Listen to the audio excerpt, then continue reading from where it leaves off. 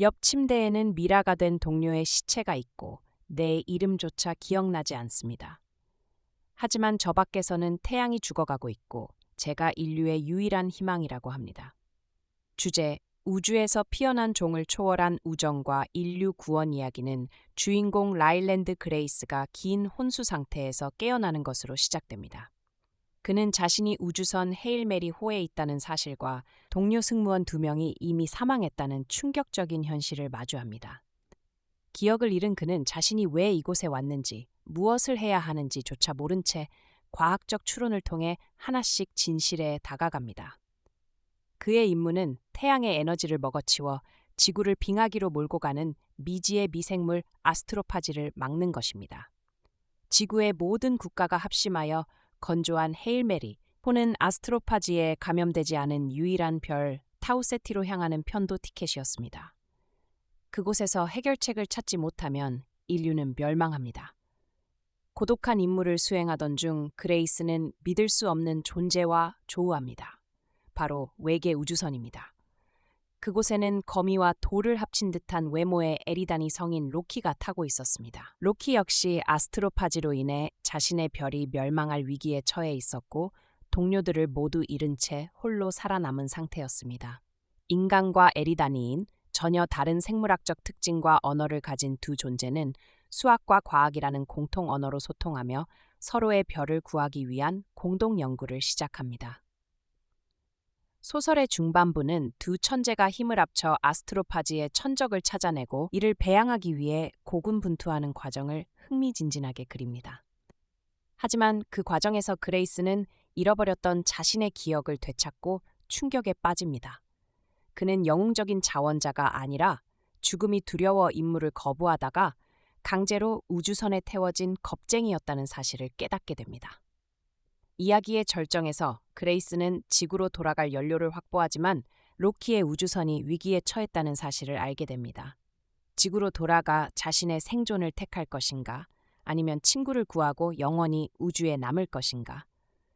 그레이스는 결국 친구 로키를 구하기 위해 지구로 가는 티켓을 포기하고 기술을 돌립니다. 그는 완성된 해결책, 천적 미생물이 담긴 캡슐만을 지구로 쏘아보내고 로키와 함께 에리다니 행성으로 향합니다. 결말에서 그레이스는 에리다니 행성에서 영웅 대우를 받으며 빛이 없는 그곳의 아이들에게 과학을 가르치는 선생님으로 살아갑니다. 그리고 어느 날 지구에서 온 신호를 통해 태양이 다시 밝아졌음을, 인류가 살아남았음을 확인하며 미소 짓습니다. 지금부터 겁쟁이였던 한 남자가 어떻게 인류와 외계 문명을 동시에 구원한 영웅이 되었는지 노트북 LM을 통해 더 깊이 분석해 보겠습니다. 자, 2026년에 정말 엄청난 SF 영화가 하나 나오는데요. 바로 프로젝트 헤일 메리입니다. 그런데 이 영화에 대한 얘기를 하려면 딱 이 숫자 하나부터 시작해야만 합니다. 바로 156분, 그러니까 2시간하고도 36분이죠. 아니, 이 상영 시간이 딱 공개되자마자 인터넷이 그냥 발칵 뒤집혔어요. 엄청난 논쟁이 붙은 거죠. 아니, 근데 왜 영화 상영 시간 하나 가지고 이렇게까지 난리일까요? 그쵸? 이 논쟁을 제대로 이해하려면 도대체 무슨 이야기길래 이렇게 긴 시간이 필요한 건지 그 속을 한번 들여다봐야 합니다.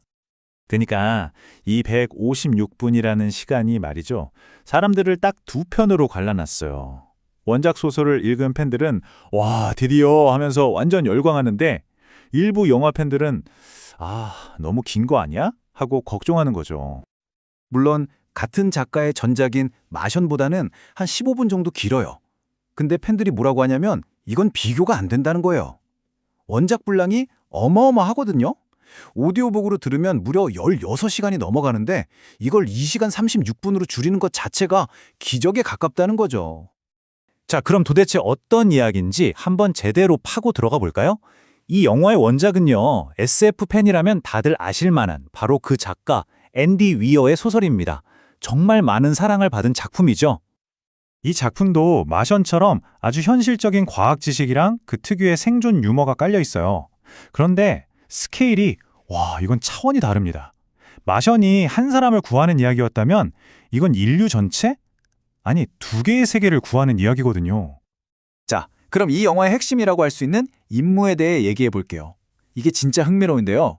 한마디로 지구가 완전히 멸망하는 걸 막기 위한 인류의 마지막 발악, 뭐 그런 거예요.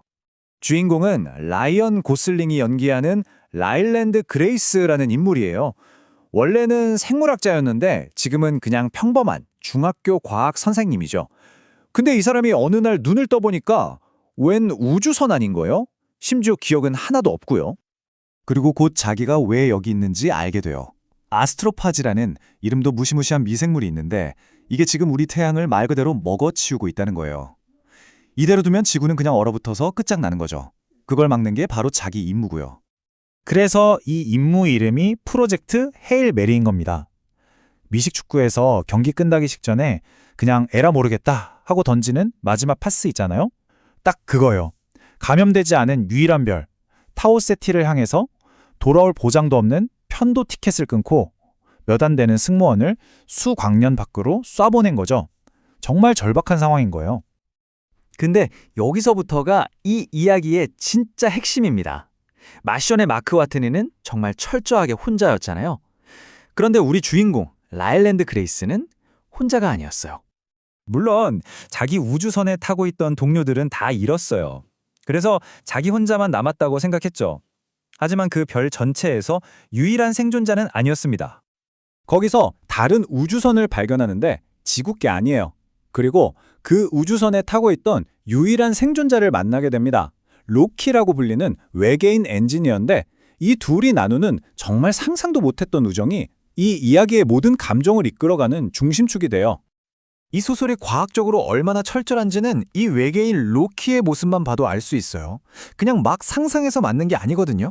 로키가 살던 에리드라는 행성의 혹독한 환경이 그대로 빚어낸 결과물 그 자체예요.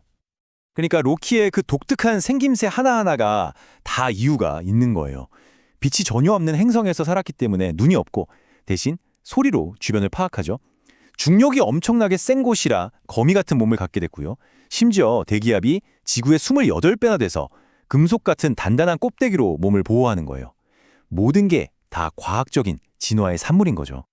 바로 이런 점 때문에, 그러니까 가슴을 울리는 감동적인 이야기랑 진짜 탄탄한 과학이 만나니까 이 책이 전 세계적으로 1000만 부 넘게 팔리면서 말 그대로 신드롬을 일으킨 겁니다. 팬들 반응은요, 말할 것도 없죠. 그냥 폭발적이었어요. 책 리뷰 사이트인 굿리즈를 보면 리뷰가 110만 개가 넘는데 그중에서 거의 90%가 별 4 아니면 5개를 줬어요. 이건 진짜 대단한 거거든요. 실제로 리뷰들을 보면 내 인생 최고의 책이다. 처음 읽었을 때의 그 감동을 잊을 수가 없다. 이런 평이 정말 많아요. 예측 불가능한 반전이랑 눈앞에 그려지는 듯한 생생한 묘사, 그리고 그 깊은 감동 때문에 다들 극찬을 하는 거죠.